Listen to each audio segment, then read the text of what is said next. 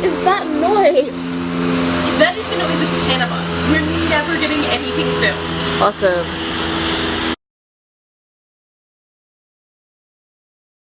Hi guys, what's up? I'm in Panama. Yeah, I'm not going to talk too much about that today, so I'm going to have a couple more videos on that later after I've done more things in Panama. What I am going to talk about today is New Mexico. I'm on a gap year program called Winterline with a bunch of different humans, and we're going to go to like 10 countries for the next few months, and yeah. So the last country we were in was the United States, which I know is really boring for a lot of you, but it was kind of a weird thing. Side note, I'm using a filming person for the first time like ever, so if the camera quality is shaky, blame her. I'm just kidding, she's doing a really good job. Thank you.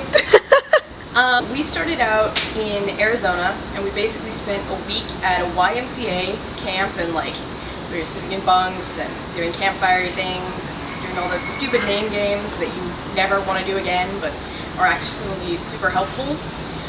So we did that, and then we went to NOLS. And if you don't know what NOLS is, it used to stand for the National Outdoor Leadership School. It now stands for nothing, because logic. But yeah, we did that, and we basically went there. Their headquarters for the Southwest is in Tucson, so we went to Tucson, and we got certified in wilderness first aid, which is an actual thing, but the certification they gave us was a sticker, so maybe not. And then we went into the wilderness. No phones, no internet, no music, which was super fun, by the way, and no contact with anyone other than the 19 humans that we brought in. So that was fun. We went to the Gila National Forest, which if I write it out ever, you'll be like, it's the Gila. No, it's the Gila. And we did 28 miles of hiking, which my camera person can attest to was not always super fun.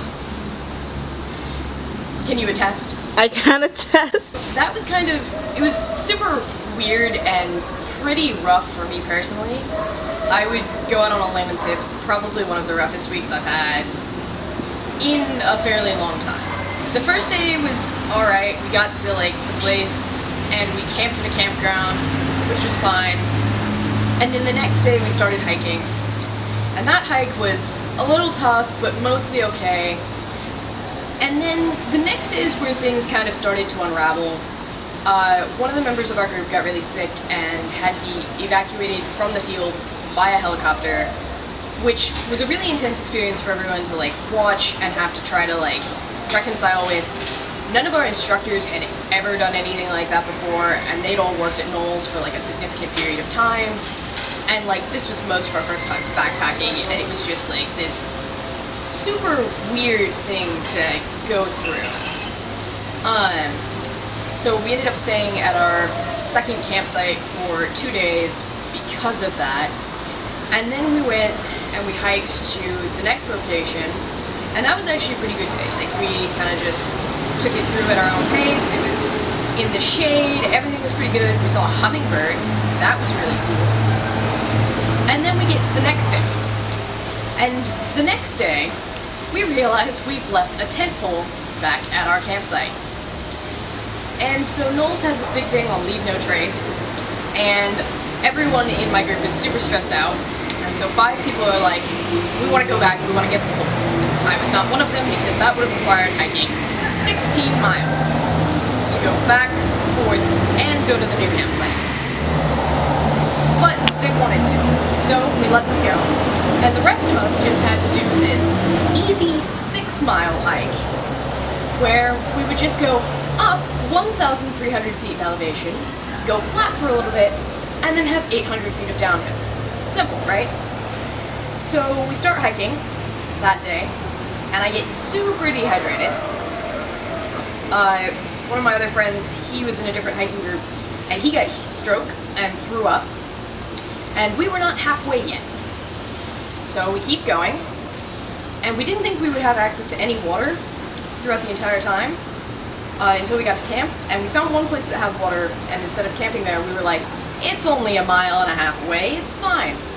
3 miles. It was 3 miles from the place where we found water. And it was getting dark. So we had to hike with our headlamps on. And we're like, we're almost there. We just have to do 800 feet of downhill. What we did not realize was the 800 feet of downhill was a mile-long stretch of switchbacks down a canyon in the dark. We all nearly died at least 3 times. It was an adventure. Not in a positive way. We get there, and we're going down this thing, and we're going really slowly because it's dark and it's steep, and the likelihood of death is increasing with every moment. When we see the tent pole group, who has gone 16 miles, approaching and gaining on us. We found out later that they had actually like seen a mountain lion or like heard a mountain lion like on the trail, and therefore like had decided to start singing really, really loudly.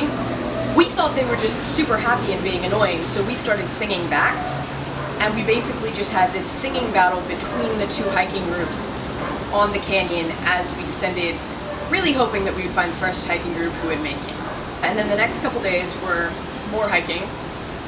One of those days I fell in a river, got to camp half an hour later, and then fell over a log. And basically, like, with every day there was just, like, some new thing that, like, just caused a lot of pain or, like, stress or anything else, and it was a lot. A lot. Can you attest to the fact that it was a lot? It was so much. Yeah, it was a really crazy thing to do. Like I said before, we didn't have music, which was so rough. Because when I hike, I like to have music in, and I don't pay attention to anything. Everybody was like, oh my god, look at the beautiful views, and I was like, I'm trying to survive the day. I don't care. So yeah, we didn't have music, which meant that any music we wanted, we had to sing. Which, fun fact, the only music we apparently knew was Miley Cyrus and the soundtrack to Mamma Mia. We sang a lot of it. Too much. But yeah, then we got out of the wilderness and we got to rejoin the person who was evacuated, and they're perfectly okay, which is really great, and that was a really big worry for a lot of people, and we're all really happy that they're fine. But yeah, now we're in Panama.